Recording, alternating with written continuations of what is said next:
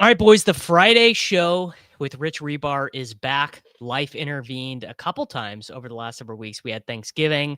My son was in the hospital last week. He's all good now, but not able to make it work in the morning. But we're back, Reebs. We are going to pick some games. And I just need to do my bit on Kyle Pitts and Kirk Cousins last night. I think I've told this story on this channel before, but I did a dynasty trade in our trade deadline with Pat Carrain. This was 6 weeks ago, longer, maybe week 8, whenever the Jacksonville Jaguars were in London. So I have this team that is total. It's all old, Reeves. It's a best ball dynasty league, and it's like if I don't win this year, I'm screwed. So I do this trade with Carrain, but it's during the Jacksonville Jaguars London game. I have Nick Mullins as like my get him out of here, like just like I would have cut him anyway. But the Jaguars game had already started. So to get the trade across the line, I have to trade Kirk Cousins to Carrain. We are now in the sprint of this dynasty league. So I just missed out on, roughly 30 points ish from Kirk Cousins last night in this dynasty league. No one runs better than Pat Carrain. Not one person. So I'm not even tilting the Kyle Pitts thing. I'm tilting the Kirk Cousins thing. Yeah, listen, we were in a dynasty league, and I shipped you Kirk Cousins at the tail end. So hopefully he helped you out, and you got a little piece of the action too. I needed it. Yes, because I was starting Kyler in this league. So this is the league that Matthew Berry went on the Fantasy Points podcast and was like, "There's not a fucking person on earth worse to trade in a dynasty league than Dave." And everything he said, by the way, completely fair and balanced. I am miserable. You should not, if you're in a dynasty league with me, you do not want to trade with me. I'm unreasonable. I always have to get the best of it. I never do win-win trades. Although you and I have had some good ones, I suppose, over our time frame. Here's a good one. Kyle Pitts scored 7% of his entire career fantasy points last night. Rich, how about that? Yeah, it was like the 5th highest scoring tight end game ever. Fourth. The tilting part for me about that last night was not because I don't have a lot of Kyle Pitts, but I had a lot of Drake London. And Kyle Pitts he's literally just playing the role in the offense Drake London played. That's what's going to be great this offseason is how much of the bag did Kyle Pitts talk someone into giving him, because he's not a tight end still. So I can't wait to see like what happens. Yeah. I mean, I bet they just franchise him now. Like, it's crazy is they don't even need him, like, because they have London. Like, that offense doesn't need Kyle Pitts, and they'll probably just franchise him now. Well, I mean, it's fine. I would love Kyle Pitts to come to Kansas City if he has any interest in that. Come on in. And just one real quick thing here. This stuff is totally not true. It's all overreaction, probably. Yeah, at this point. You can definitely advance if there's Kyle Pitts in your pod. Like, go There's look. Only one game is played. Just go. First off, if any other player on the slate, whether it be, I don't know, Christian McCaffrey, if anyone else drops a nuke, they become just important. Yeah, Kyle Pitts isn't going to have the only good game of the weekend. The most important thing I think about the Kyle Pitts stuff is the quarterback he would have been drafted with. You got 0 points from because Penix was not playing in that game. So there's going to be a lot of Kyle Pitts teams that have very poor quarterback scores. On top of that, if you get, like, I don't know, let's say Lamar and Flowers smashed, let's say Burrow and Chase smash, or Burrow and T, whatever it might be. I promise you there are many, many ways to advance in your pod if it has Kyle Pitts. But also another thing I would like to say to all of you is that if you guys are complaining about pod luck in 2025, you need to spend more time gambling. You need to toughen your skin, and you just need to understand that this is the game you're playing, and I do not want to hear any fucking complaints about it. So please, just no more complaints. Yeah, if you have Pitts, you're obviously feeling great. So yes. All right, man. Let's do it. Let's pick some games where we're gonna pick our 5 favorite games. I forgot we do this. How do we do this? It's like, no, it's been a while, but yeah, we're gonna pick our 5 favorite games against the spread. We're gonna go from our least favorite to our most favorite. And Reebs, we will start with you. I'm gonna start with the Denver Broncos. It's home dogs. The Denver Broncos. They're the only undefeated team at home this season. They've actually won 11 straight home games. We've got Josh Jacobs banged up, And if you're going to force the Packers into like a drop back game here, which Matt LaFleur probably won't do anyways, he'll probably still try to run the ball needlessly. This is a terrible matchup for Jordan Love here. I mean, no player has more volatile stats when pressured and from a clean pocket than Jordan Love. I mean, he literally leads the NFL in completion rate when not pressured, and he's dead last in completion rate when he is pressured. So the Packers are third worst in terms of offensive line continuity this year. They've just gone through the ringer in terms of offensive line injuries. This is one you probably want to tease, like with either like Bengals or Bears. Look like the two most popular probably tease angles where you would get them as you could take the Bears down to -1.5 or the Bengals up to like +8.5 if you're teasing this, because you want to get through that key number. But I put it down here because I think the Broncos just win this game straight up. You think the Broncos win this game straight up? Okay. I guess my thought on this game would be that I definitely believe the Broncos side is the correct side of it, and it doesn't really actually have a ton to do with the Broncos themselves. I'm very down on the Broncos relative to what their Super Bowl odds are, or what their conference championship odds are, or whatever, because I guess maybe I don't respect Bo Nix enough. Although I do, obviously I have a lot of respect. I don't either. I don't respect Sean Bo Nix Payton. either. But the thing is the Packers, and it would be hard for me to drill down exactly what it is, other than saying they're just deeply unserious, is they let every team hang around. Bad team, good team. It's kind of Mike Tomlin Steelersy in a way, where they just it feels like they're never out of reach against anyone. The Packers have like all these incredible offensive players, all these dynamic wide receivers. Jordan Love, I mean, like, I don't think Jordan Love's like a top 5 quarterback in the NFL or whatever, but I think he's probably I think he's good. I think he's good, but he is, they reek of unseriousness. And because they reek so much of unseriousness, it's just hard for me as a road favorite. Yeah, Very they've hard also for me been to take them significantly seriously. worse, like pretty much on the road all year. I mean, I know they did win on Thanksgiving, but played a tight game on the road against the Giants. They were losing at halftime on the road against the Steelers. They let Jacoby Brissett hang around with them on the road. They lost to the Browns. And Joe Flacco. Remember Joe Flacco was on the Browns this year? Yeah. So yeah. What a long, strange trip it's been, man. Yeah, it did. So yeah, someone was texting me earlier about some of the teams that they were built. It's like, remember, like 2 plays into the season, it looked like Xavier Worthy was like going to be the wide receiver 1 for the Chiefs. Like, gets knocked out. It's like all these games happened like years ago. How about Xavier Worthy's first game back from the injury? He has 130 scrimmage yards and got the ball 13 times.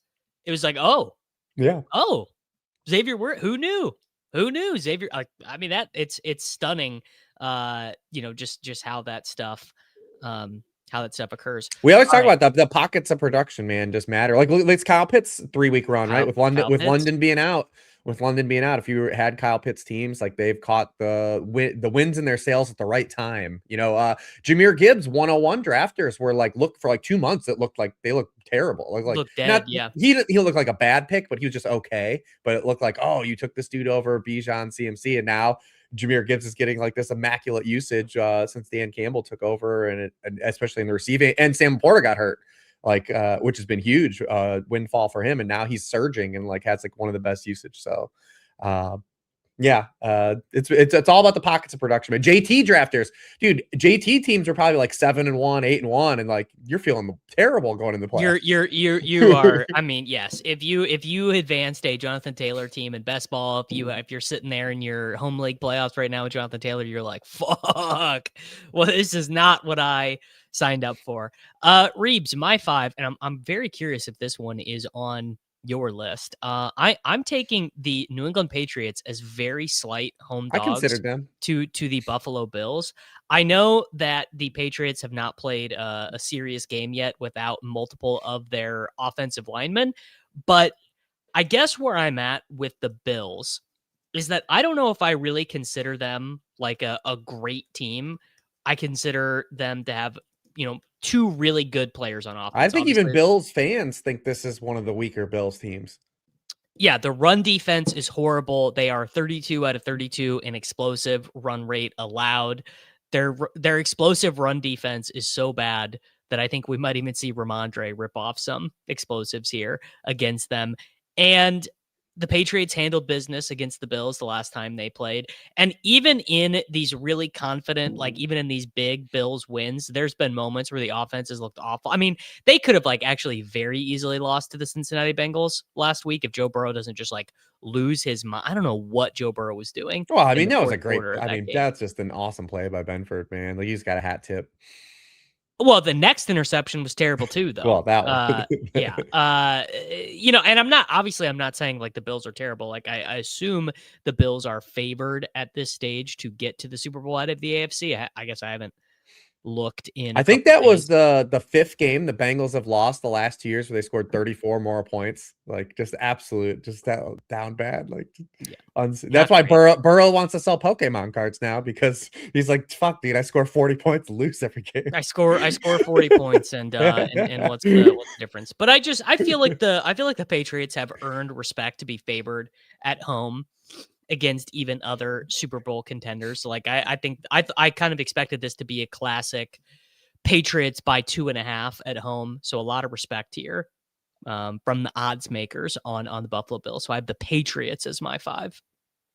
Nice. And I considered them just the Josh Allen, the monster under the bed, always is a little scary.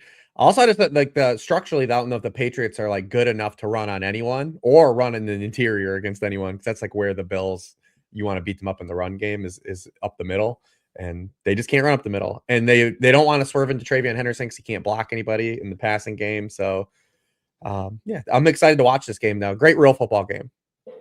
Yes. All right, Reeves, what is your 4? My 4 is reluctantly just taking the points with the Chargers. Just feels like The fuck is wrong with you, bro? welcome back, baby. Welcome back. Yeah, I've turned my back on this Chiefs team, Davis. I can't Oh, with well, I can't with these guys. I've turned my back on them. I've turned my back on them too. So Andy Reid is third in the NFL in EPA given up via coaching decision. So Ben Baldwin had a good chart. I don't remember when he put it out, but it was basically like EPA or I guess WPA, win probability added, given up via poor fourth down decisions, poor 2-point just like anything that can be distilled down into Andy Reid's decision. Andy Reid has been third worst in the NFL this year. So they are a flawed team, not really that dissimilar actually from the Buffalo Bills in terms of their overall flawed mechanics. Kind of a bad roster. The reason why I don't know if I would like, despite selling my Chiefs stock this year, the Chargers, like, But this what feels like is going it on, still feels dude? like a field goal game, though. Yeah. I believe I Okay. actually Fair. believe the Chiefs win the game. It feels like a Yeah. field goal game, though. I feel like these 5.5 are too many. 5.5 does feel like a lot. I mean, when's the last time? This is a good point. When is the last time the Chiefs won a game by more than a field goal? So the Kansas The City Raiders game, Chiefs, maybe? that's what I was thinking because they beat the Colts 23-20. The commies Oh, game. okay. Yeah, yeah. They smoked. So in a row they beat the Lions, Raiders, and commies. Things are feeling good. Then they lose to the Bills. It was that Broncos loss, man. Just untolerable. But But they're I both offensive lines are in the shit right now. Obviously, the Chargers have been there since Alt got injured, but Chiefs missing 3 dudes still. Mo yeah. 4 now because Wanya Marks got hurt in the first play. Well, and you know what's sick about that is the offensive line actually played well against the Texans. They did under circumstances. I would agree. Essa Poole, the undrafted free agent who started at left tackle, didn't allow a pressure. Yeah, to Danielle Hunter wasn't. He did a Yeah, good job. I frankly this doesn't we don't. But Matt Nagy, like the corner. dude, them like swerving into like we want to throw deep all the time, like we want to push ball and feel like hasn't worked out because they don't have the receivers for it. Because Tyquan's literally their best dude downfield. Well, they not only do they not have the receivers for it, they might not have the quarterback for it either. He's been the worst deep passer in the NFL the most recent 2 seasons. Yeah. He's been awful. I don't know if it's his fault. I don't know. My new working theory is he's injured that ankle so many times that he can no longer apply the ground force necessary to throw the deep ball the way he has for 15 years, and he needs to rework his deep ball mechanics, and he just hasn't done it yet. That's my new working theory for why the guy. I mean, I can't take the Chargers. The Chargers are they're just an unserious operation. Like Herbert is airmailing open third down throws. They're like, it's like, oh, we got to get Kamani Vidal the ball. I'm not taking the Chargers seriously. Yeah, it's not for me. Okay, Reeves, I'm gonna do one that I think you are probably not going to like, but I'm actually gonna take the Chicago Bears minus 7.5 points at home against the Cleveland Browns. I don't think there's anything particularly matchup wise that makes this like, oh, a great pick. It's more of the way that the Bears are able to play when they're ahead. Now, they did almost rescue themselves from the depths last week against the Green Bay Packers once, because Ben Johnson kind of does this stubborn thing where he's like, I really don't want to put the game into Caleb's hands until I absolutely have to. And maybe, I don't know, maybe that is smart of him. But I do know when then the game is not in Caleb's hands and they're playing with the lead, it does not matter how good the opposing run defense is. Ben Johnson is so good at play design, and the Bears offensive line, particularly the interior offensive line, is so good that it's like, dude, you could put the 1985 Bears against this front and they're still going to find a way to smash you. So put your wrist up, get very happy for Shadur to have performed so well against the Tennessee Titans in a loss, by the way. I don't think he's going to find that. Yeah, I don't think he's going to find that success again. I think we're just going to see like Monangai and Swift absolutely jamming it against the Browns defense. I think we get a pretty stress-free cover here from the Bears. Yeah, that's what I said. I think Bears and Bengals are probably your top two teams if you're going to tease Broncos to like 8.5. You can take the Bears down to 1.5, and then or Bengals up to 8.5 with it if you're doing like a 2-team. They're like the top two teams. But yeah, I mean, and they're gonna run the ball on the Browns. I mean, Malik Collins, that injury to Malik Collins showed itself immediately last week. With the ghost of Tony Pollard going for 160 yards.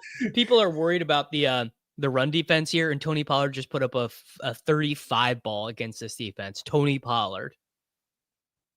Yeah. Malik Collins got hurt. And then the Browns. It's the first 6 games of the year they were allowing 3.2 yards per carry to running backs. Since then, they're like 18th, 22nd in yardage allowed per game. It hasn't just been Tony Pollard, but it's a culmination of things. And it's hard if you're a team like the Browns. You see this with some teams too. When you're a really good defense and your offense is just as bad as the Browns has been, like you just can't, like, even in a defensive meta right now, it's just hard to play like that level of defense. Like, you're going to give up points eventually and you're going to break. It's just how it goes. Like, yes, exactly. And last year's Browns were the same way. Like, the defense held up as long as they could. And then like the end of the year, even though they were good, like they wilted because it's just hard to be on the field that much, man.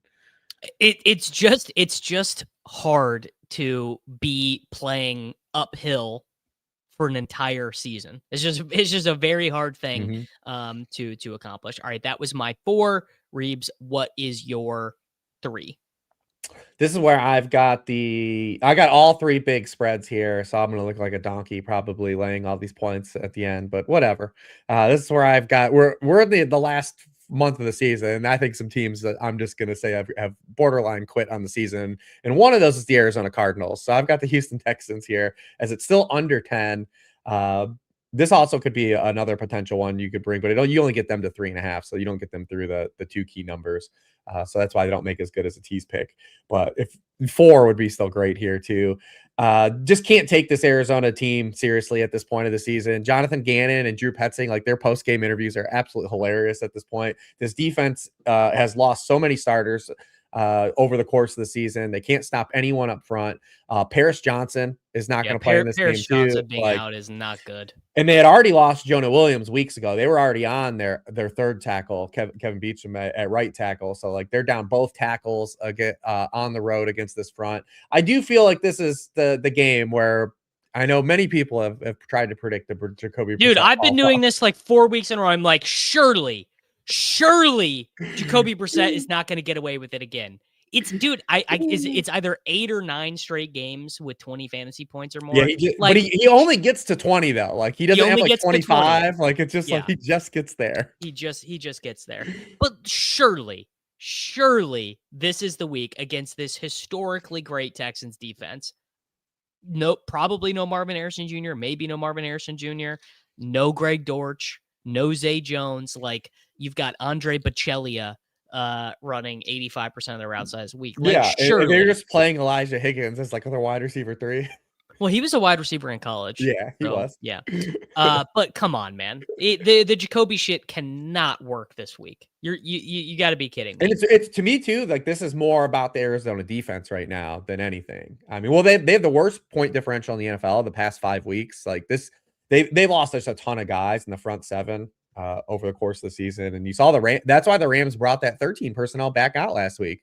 And it's probably why they won't use it against the Lions, because the Lions, all their injuries are in the secondary. So we'll probably see them flip and go back to more 11 this week. But Sean McVay was like, oh, all these dudes are out up front. Like we're just going to play heavy and just completely just go down these dudes' throats. And the Texans probably can't do that as good as the Rams can. They definitely can't actually, but they do have their highest run at all. They got Woody Marks, dude. He can't. They have their highest. They have their highest implied team total of the year though, for a reason. Oh, what is it, like 23.5? No, what is it? 26. 26. I mean, it's just really gnarly. This one is not on my list. And the reason it's not on my list is Jacoby is so garbage time centric that I would just 40. It doesn't matter if they sack him 10 times. He's going to throw 40 times. Yes. It would just be so annoying to me to lose a 9.5 pointer because they scored 22 points in the fourth quarter when the game was complete. The reason why the Jacoby stuff, I guess I don't know if this is Gannon or maybe Jacoby just wants to play this way, but normally when teams reach a win probability of 0, they just stop trying on offense. They stop throwing. They just run, pass, punt. They're just like, all right, whatever. Like, let's get out of here. Like, let's just try and not get anyone hurt. But Jacoby is just like, all right, man, whatever. Like, I'm out here. I'm playing. I might as well. I set the NFL record for completions in a game. Like, I might as well just come out here and ball. I don't know why it is, but yeah, shout out to Jacoby. But I do not have this one on my list. I think I have one that you are probably going to disagree with, would be my guess. But I'm going to take the Detroit Lions plus 6.5 points at the Rams. I'm not even sure. I know that there are a lot of schematic advantages that the Los Angeles Rams have versus the Detroit Lions. But what I can't imagine is the Detroit Lions dome game have to have it. Like you lose this game and their playoff probability just like sinks. I mean, I don't remember exactly. Let me pull up the Athletic playoff sim. They've obviously have Jahmyr Gibbs, who is like the greatest skill position player, like the most explosive skill position player in the NFL right now. I think they've done some really cool things with the offensive line. They've been playing like 6th offensive linemen a ton. And I think basically this would be the kitchen sink game. Because if they lose the playoffs here, if they lose, their playoff probability goes down to 30%. Yeah, and 6.5 points also feels like a lot because I think the Detroit Lions are like very good. I bet the over in this game. That's the way I'm playing it. We're gonna have DFS pieces. It is a hard game to stack in DFS, though. It is hard. I actually prefer playing it through the Goff side for the reasons you kind of mentioned, like them being road dogs. They might not like Dan Campbell's gonna be going for all kind of 4th downs in this game. Yes. So I like playing through the Goff side. It's a little more feasible in terms of money and salary cap. This would be a game you would love to stack with everyone, but it's unfortunately we do live in a salary cap world. Like, because you have like the clean mini, right? Like Puka, Jahmyr Gibbs is such a clean mini, and it's hard to build like around those guys because they're so expensive. It's hard to build Stafford stacks. We're in a similar spot where we were with the Bengals last year when we had Chase, Burrow, and Higgins, like that condensed target tree. But it's hard to do a Stafford, Puka, Devontae Adams team. And then if you want to bring you can't bring Amon-Ra back with that. It's hard to bring Gibbs back with that. You kind of have to take JMO as the other piece, which is fine, but it is a hard game to stack. But I think this game is going to be high scoring. It's indoors. You've got like you said, Lions against the wall. Dan Campbell's going to pull out all the stops. I don't hate it. It's just that the amount of injuries that the Lions have defensively, and just Sean McVay's done one of his best jobs this year, that it's just really, really tough. I mean, it's not just even the Brian Branch injury. Kirby Joseph hasn't played in 7 weeks. Even if he plays this week, he's been out literally 2 months. Terrion Darnold's out. Like, they've allowed the most passing yards in the NFL over the past 5 weeks. It's just, and you're facing literally the best passing game in the NFL right now. Just a terrible spot. But I don't hate you just taking the points with Dan Campbell, because hell or high water, that's really the theory. Is I'm saying this guy is going to play so optimally in this game. They're going to have whatever they have left in the bag in terms of like cool play designs, trick, whatever. It's all coming out in this game. And 6.5 just felt like a lot, honestly. Like, I remember opening up when I wrote the game up and I do this and I was like, oh, this does feel a lot. And then when I started breaking the game down, I was like, like there is like a lot of shit here that's not in favor of the Lions. You just have to hope like Dan Campbell is like getting them extra points. That's what I'm saying. I'm saying that I'm putting my trust and my faith in my boy Dan. All right, what is your number 2? I bet we're gonna have at least one of the same here. I don't think we will. Maybe, I don't know. Will we? I've got the Eagles, man, too, and it's terrible. It feels terrible, dude. Okay. I don't have the Eagles. I can't. Exactly. I don't think we're gonna have either. It's the top 2. Okay. I mean, like obviously, all of the preponderance of evidence would suggest the Eagles. I mean, the Eagles should be favored by like 17.5 here. The Raiders can't do shit. The Eagles are, by any objective metric where you're not watching the games, are still very good on both sides of the ball. Still, like, it's just a tough watch. The Philadelphia Eagles, but dude, give me unbelievable. Well, it's just that it's just like it's still against like these bottom dwelling teams. Like they're gonna be fine, especially this Kenny Pickett starting. The Raiders are just like you talked about, unserious operations. Like they hire a 5-year-old head coach. They pay Chip Kelly the most money of any offensive coordinator to bring him from Ohio State. They fire him in season. They trade for Geno Smith, a 35-year-old quarterback. They take a running back at pick 6 when they have no offensive line pieces. It's just like who could have seen this coming? How did this not work out? It's the bit, man. It's like who's responsible for this? We're looking for the person that's responsible. We're all trying. Yeah, we're all trying to find the guy. We're all trying to find him. It's like they've been terrible as underdogs. 2-5 against the spread of 3 or more points this season. They lost by 14 points at home to the Cleveland Browns. It's just, I don't know how the Eagles score points this game. They eventually will, but I don't know how the Raiders score points this game. Well, hopefully via Brock Bowers and Ashton Genty. I could actually see Genty having a pretty good game here. The Eagles have been more susceptible via the run than the pass, and the Raiders are not going to give up on the run in this spot because that's their only chance to keep things close in any way, shape, or form. And Genty is going to be like unowned in DFS stuff. I'm assuming you're not on board with that. Absolutely one. Not. Bowers, you got nothing. You got nothing on my boy Bowers. I don't have a problem with Bowers. I hate the way they're using Bowers. I have a big problem with that. I talked to Crane about this on the show too. It's like because he like is just living on these touchdowns because they're playing him as wide receiver.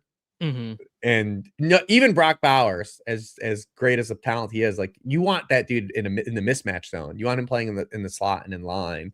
Lining him up out wide is doing him no favors either. Yeah, no, it's actually crazy for him to be doing that. All right, Reeves, my number 2, and this one is not going to be on your list. I do think we have the same number 1. I'm taking the Baltimore Ravens -2.5 points against the Cincinnati Bengals. We got small preview of Lamar being healthy last week. Isaiah Likely obviously caught that ball and would have been a win, and the narrative about the team would have been a lot different. Every Isaiah Likely moment, Reeves, is him fucking something up. Foot out of bound against the Chiefs, fumbling out of the end zone on Thanksgiving. Like every big Isaiah Likely moment is him being like, should I be good or should I do something hilariously bad? And him deciding to do something hilariously bad. Like, come on, Likely. Can we just finish a play? Can we execute? Can we get to a play finished? Look, God love the Cincinnati Bengals. I'm sorry that Joe Burrow is sad and losing the magic and the joy of playing professional football. The Bengals are like historically, I believe they are. I mean, I know they are a bottom 10 DVOA defense, like of all time now. Like they are so bad on defense. The Ravens actually finally did to some degree figure things out on defense. You actually were kind of early on this as they were getting guys back. Obviously one of the big issues with the Ravens is that Derrick Henry is just like cooked. He is fully ready to be removed from the oven, stick a fork in him. But they also feel the need to give him the ball 25 points a game. Keaton Mitchell, I mean, we're hoping Keaton Mitchell plays with this knee injury, but I've got Lamar and the Baltimore Ravens -2.5 at Cincy.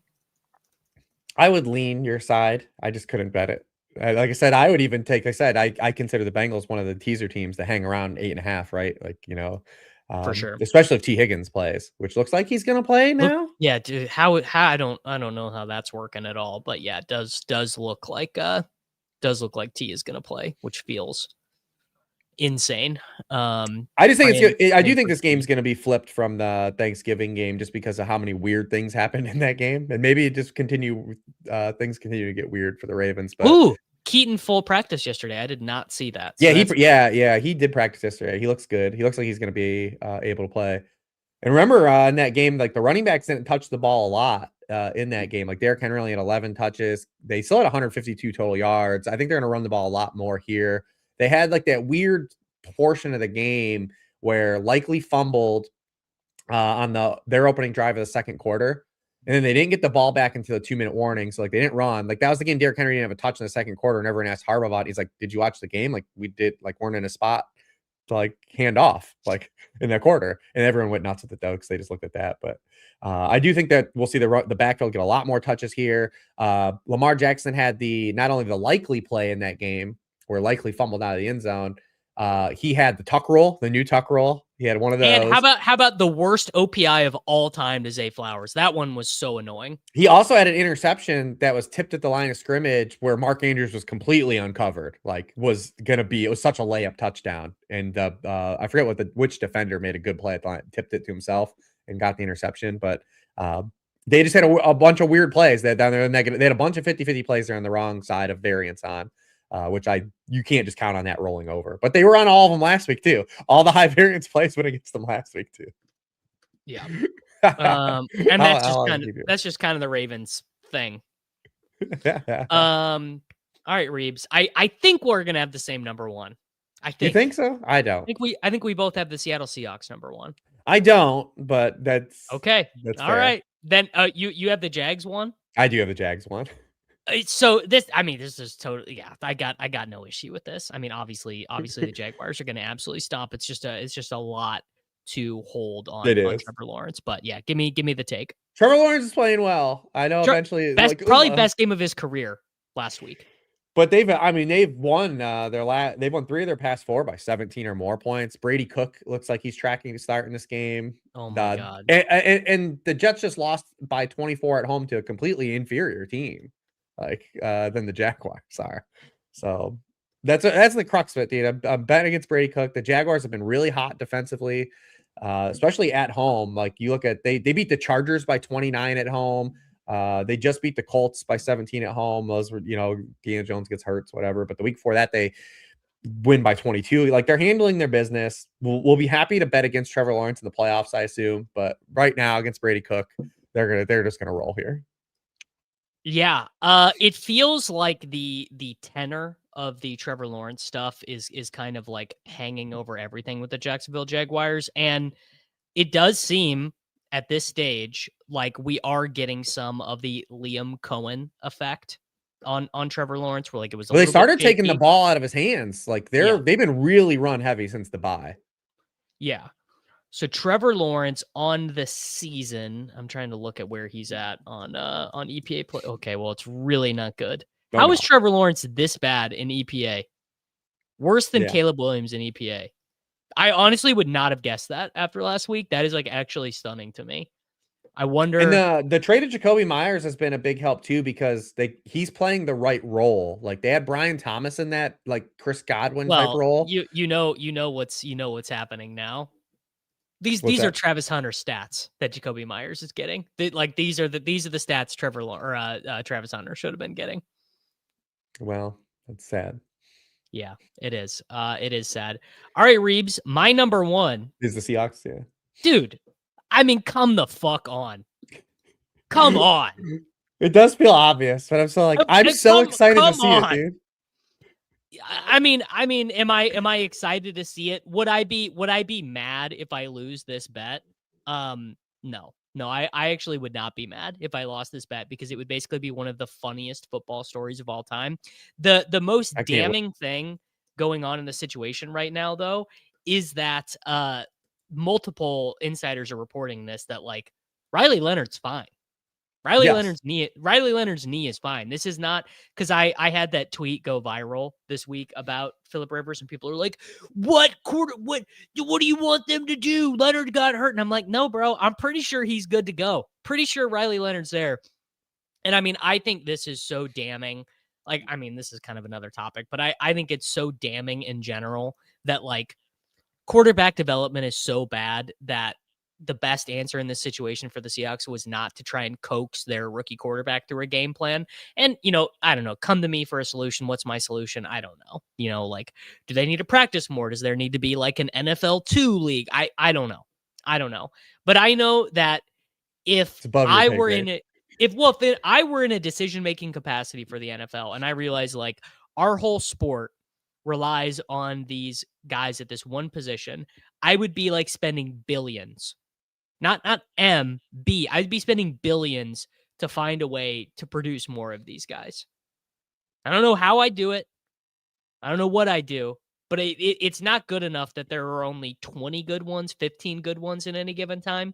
Not enough. You gotta have more of these guys. And to my point on the spread, the Seahawks, when it rains, it pours for them. 38-14, 44-22, 26-0, 37-9, 43-13, 31-17. They kill opposing teams, and they do it because one, their defense is so good. Two, Mike McDonald doesn't let them take the foot off the gas. They're just a team that snowballs downhill because they don't give you anything. And basically, if this game starts and Rivers is like, oh shit, dude, my body cannot do this, then what do you do? Then 13.5 points is lap. It should have been, if Phillip Rivers starts this game and is like, oh, I actually can't do this, the spread should be like 24.5 or something. Now maybe this ends up being one of the most laughably wrong bets of all time, and Phillip Rivers comes in and is doing his Joe Flacco thing and just like peppering Michael Pittman Jr. and Tyler Warren and just matriculating down the field like 6 yards at a time. Like, don't get me wrong, it's definitely possible, Rich, that Phillip Rivers starts this game and like can't move, but just like kind of keeps everything on schedule and just like is calling the right blitz protections and understands the defenses and like it's kind of okay. I don't think it's the most likely scenario. I think the most likely scenario is his body just can't do it.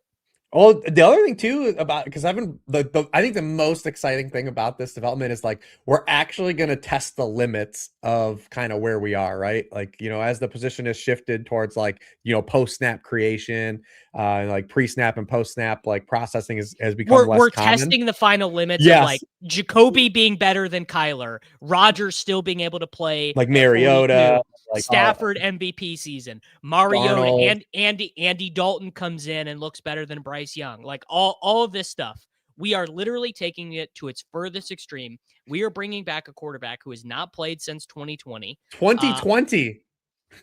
And Phillip Rivers was like kind of fine that season. He generated 24 passing touchdowns, 11 interceptions. They won 11 games, but that was back when the Colts roster was like unbelievable. That like they had like the craziest offensive line. That was in the That was in the middle of the Colts going on that run where like their quarterbacks were the most hilarious list of guys of all time. It was Jacoby Brissett, then it was Phillip Rivers.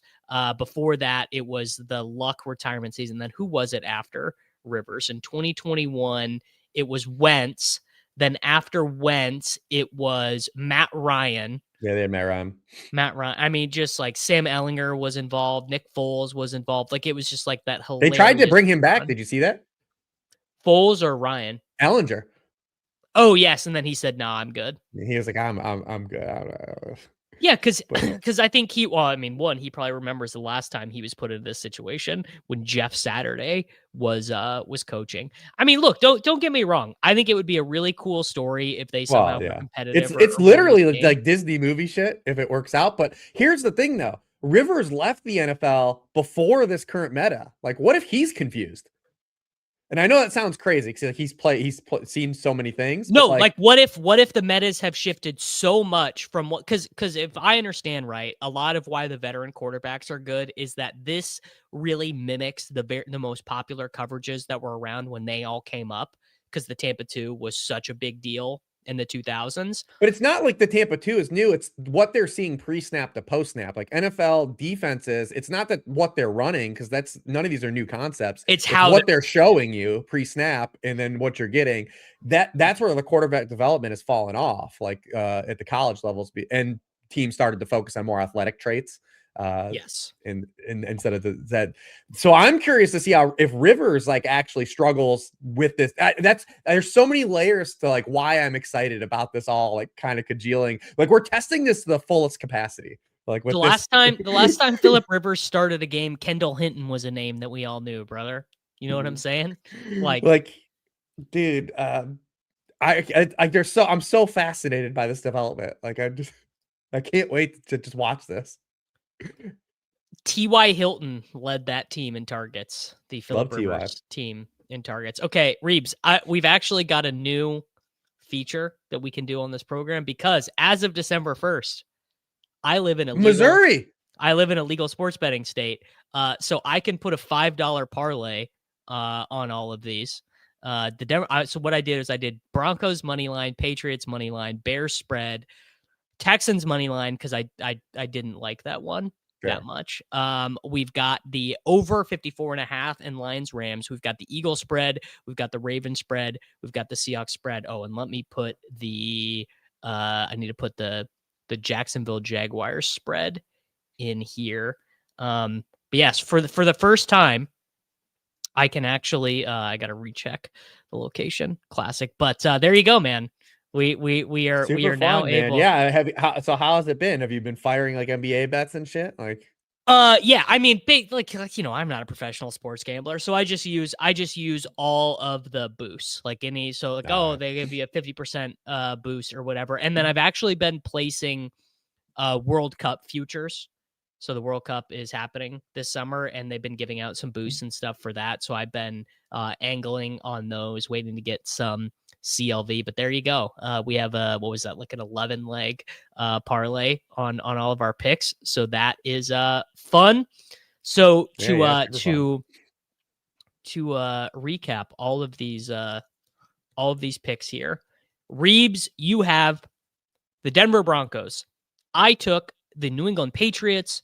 You took the Los Angeles Chargers plus 5.5 points. I took the Chicago Bears minus 7.5 points. You took the Houston Texans minus 9.5 against the Cardinals. I took the Detroit Lions plus 6.5. You took the Philadelphia Eagles minus 13.5. No, minus 11.5. I took the Baltimore Ravens minus 2.5. You took the Jacksonville Jaguars minus 13.5. And I took the Seattle Seahawks minus 13.5. So that is where we were at. That is our NFL sports betting card for the week. super Beautiful. fun. Oh, this is actually a great question. Of all these nutted teams that are favored by so many, what defense is your favorite? The Jags, the Oh, Texans, wow. or the Seahawks? That's actually, Joey, that's actually a very, very fascinating question. Well, I mean, listen, defensive variance and all that, but I would lean Probably, I would have them, I think, Jags, Seahawks, Texans. I was thinking Seahawks because I'm fine with that. Like, I don't have like a ton of you pick pushback. up a little bit of extra return equity because you got Shaheed in there. You do get to the Shaheed stuff. Well, yeah. I mean, listen, Parker Washington's got 2 as well this year. He does. Parker Washington does have 2. Remember, he double dipped with a week where he was popular and it was some bullshit. Like, yep. I had him. I had him. Yeah. Yeah. He had like 3 catches, but one of them was for a touchdown, and he had a punt return touchdown. And the Jags D was popular that week. Yes. Because they started against Davis Mills. Yes, they were. That was the Houston game. God, Bucky not scoring a touchdown last night was so annoying. All right, man. Let's cook up our underdog 8-legger here. And then Nez is not joining today, so I'll probably just fire a couple more and then head on out. Reeves, what are you liking for player prop stuff this week? Did you get to hang out with Nez? Wasn't everyone near you last week? So everyone was in Kansas City last week, and my plan was to show up on Sunday, but dude, my little bro was in the hospital, so I was like, I can't. I'm not bailing. I'm not driving 3 hours to Kansas City to go do this right now. So that was a bit of a bummer, but the game is the game. But it did look very fun. So hopefully able to show up to one of these eventually. Where do you want to start, brother? Hit me with some Nico Collins, baby. Nico Collins. Okay. What do we want to do? Do we want to do like longest reception? Do we want to do a touchdown? Do we want to do fantasy points, 5.5 receptions? Oh man, all those look pretty solid. Yeah. I like longest yards catch. the most. I do like yards. Do you want to do 80 or 90? To 90. Honestly, that's not enough of a multiplier. It is not great. That's not a great multiplier. You just want to do the base then at 1x because we're only getting. Yeah, we're only getting. You're getting like 8 extra cents, which is like nothing for 15 yards. Yeah. Don't love that. All right. I want to go to Cleveland and Chicago, and I want to see what's available for Monangai rushing yards. Feels good saying Monangai too. It's a fun name to say. Oh, that is too many yards. Never mind. That is too many. I was thinking we'd get a 44.5, 51. I think they all got juice because of the weather. Yes, and then I want to see what Judkins has. Can I interest you in 71.5 rushing yards? Absolutely not. What about a touchdown for Judkins? Absolutely not. Okay. All right. Reeves is out on Judkins. They're down another off. They lost their center last week. They're dead, like it's just bad, man. He's now dead last like over the past 2 months in yards before contact. It's him and Jainty are like the Spider-Man meme right now, except for Jainty catches some passes and they don't use Judkins at all. But like this, they literally get the ball and are hit by a defender. Yeah. Okay. Oh, we're going to do Mark Andrews, either 41.5 receiving yards or a touchdown or 8.5 fantasy points. I'm going to leave it up to you. We got to do the TUD, right? Bang. Easy. 1.12x for a TUD on Mark. Oh, wait, I lost the Nico Collins one. Okay. So we got Mark Andrews in there. We have 76.5 receiving yards there. Where do you want to go next? I would like, how about, Which 49er do you like more, Juwan Jennings or Kittle? I'm always a Jennings guy. Yeah, I like Jennings a lot in this. His stuff is lower, 61.5 yards for Kittle, 47.5 for Jennings. Oh yeah, dude. I don't know if anyone's noticed this, but the Titans have turned into a little bit of a pass funnel. They since week 9 are number 1 in the NFL against the run, and they've lost all their cornerbacks over the course of the season. This is how you allow 370 passing yards to Shedeur Sanders. They're getting destroyed through the air. So definitely like this for the 49ers passing game stuff. Even to the point where I might do like a Purdy stack with Pearsall. I don't know. Oh, I love Purdy for DFS this week. Yeah. Yeah. All right. Let's do Jennings. We'll do Jennings then. We got Jennings. Now I'd like to take someone from Detroit, Los Angeles. We could just take the Gibbs. We could just take the Gibbs touchdown layup. We could take an Adams fantasy points. Adams fantasy points 13.75. I like. We could do a JMO slider. We could take JMO up to 69.5 yards for a little multiplier there. You got any angle you really like? I mean, I like pretty much all the guys in this game. I think if we were doing anything with Gibbs, I would focus more on like receiving stuff for him. All right, let's do Gibbs to Unless, 49 and but a I half like all receiving the yards. core pieces. Puka, Jamison Williams. The cool thing about this matchup now is because like both these teams, not only they can score points, it's like the Detroit Lions became so concentrated now because they're all their injuries, and the Rams have always been concentrated. But that also makes this game harder to onslaught because those guys are all expensive. Yes. Like if you're trying to do like onslaughts this game, you've got to do shit with like Colby Parkinson and like Tesla and shit, and it's like, oh, yeah, not loving that. Okay, let's do what's actually 15 and a half yards. Okay, do you want to slide 49 and a half receiving yards for Gibbs or 15 and a half yards for longest reception? Ooh, yeah. I like both those. Which one do you like more? Let's do 49 and a half. Get a little bit of an extra boosterino in there. Where do you want to go next? Oh, I guess it's on. No, yeah. Now it's you. It's me. Let's see. I'm looking at some guys that we hear. Do you like anything in the for like Terry McLaurin? Like a Terry McLaurin? I do like Terry McLaurin. They've been spamming stuff on him, and the like the a longest Giants catch or like yards. Longest catch or yards would be something. let's do yards because 22 and a half. I don't know how much deep throwing Mariota is doing out there. Okay. Yeah, McLaurin I think is good. The Giants are kind of just running out the string on the season. Okay. Do we want to do? Oh, well, let's take ETN for a touchdown or 54 and a half receiving yards for Jacoby Myers. Which one? I would still be more ETN. I'm still waiting to see the Jaguars targets like distribute when they have all the guys.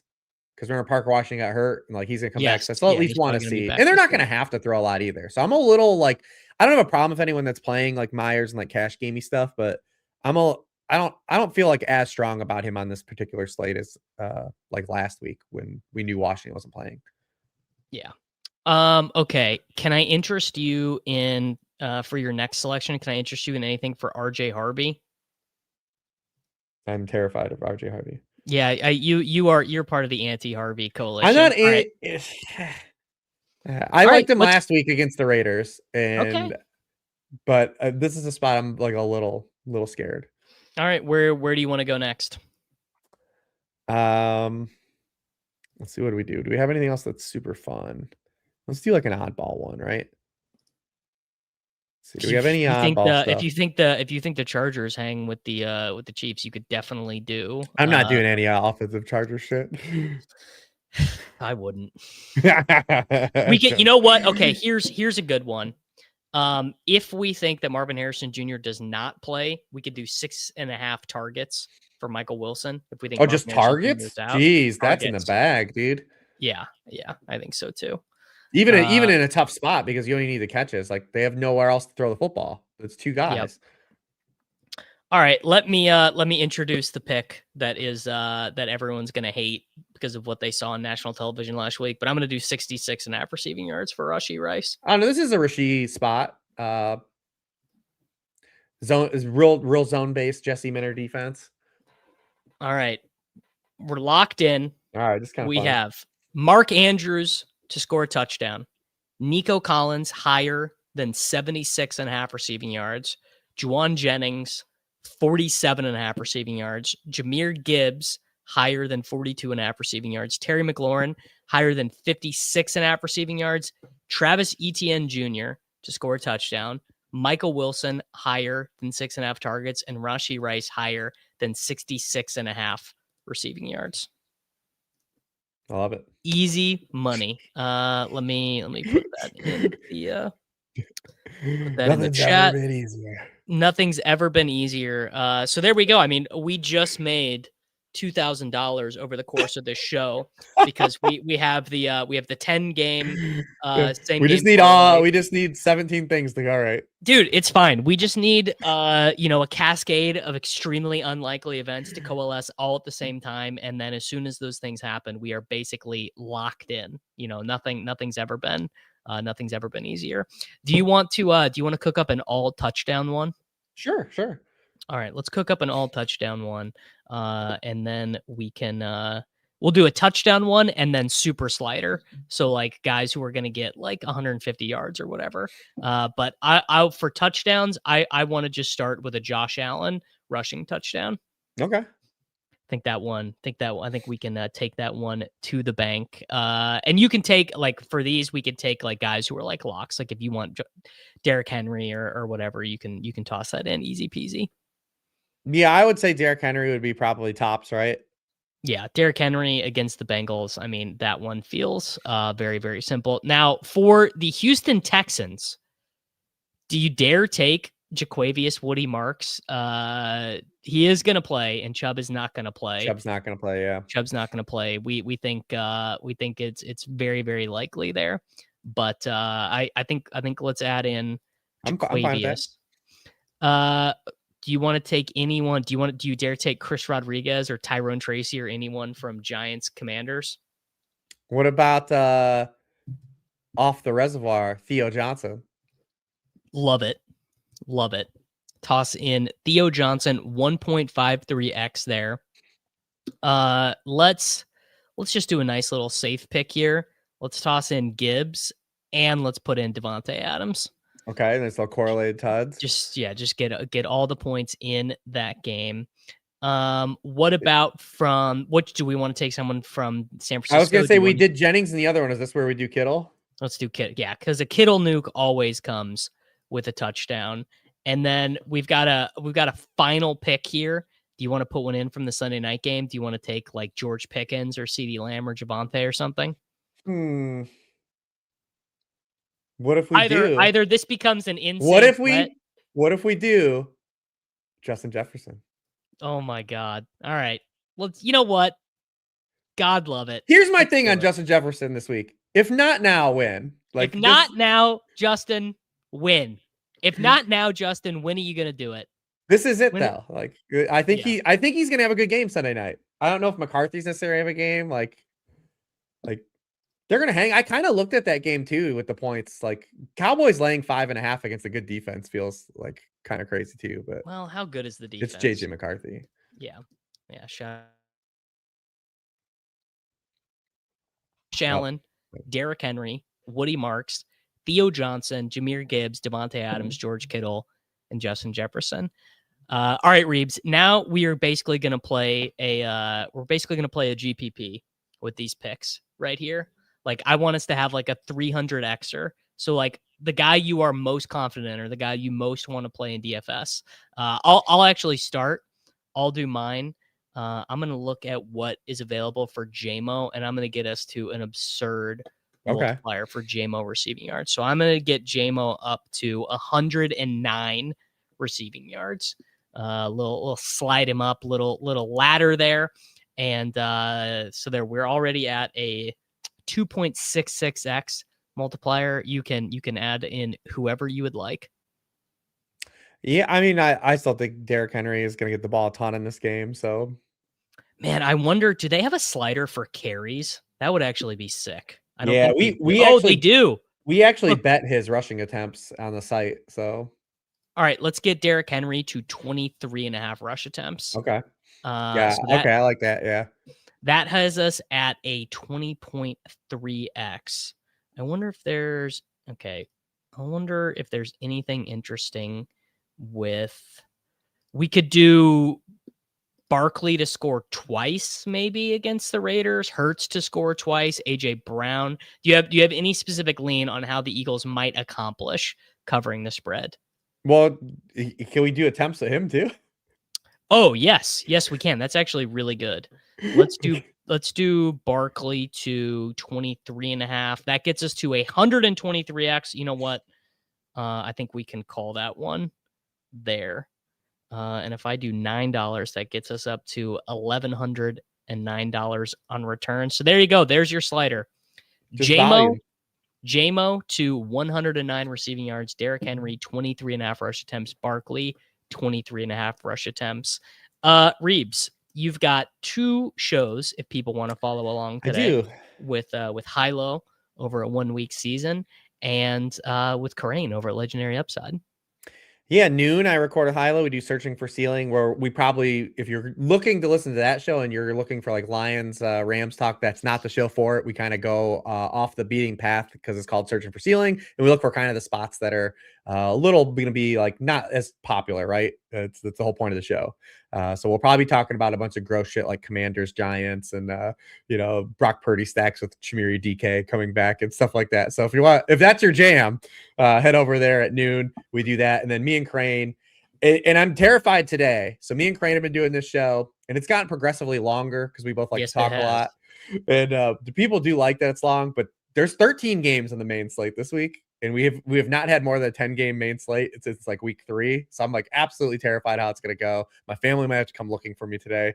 We're going to have to keep this under like a Christopher Nolan runtime. I don't know how we're going to do it, but the people do like that we kind of break down and get into the weeds and everything, because it's kind of like a combination of his article and my article where we're talking about just kind of all the nitty-gritty stuff. Yeah. Okay. Let's get out of here, everyone. I love it, man. It's good to see you, man. It's good to see you. Good to see you, man. It feels good. Feels good to be locked in. Everyone, make sure you like the video. Make sure you are subscribed to the channel. Make sure you check out Searching for Ceiling and Angles and Upside. And I will see you guys all back this afternoon over on the Swolecast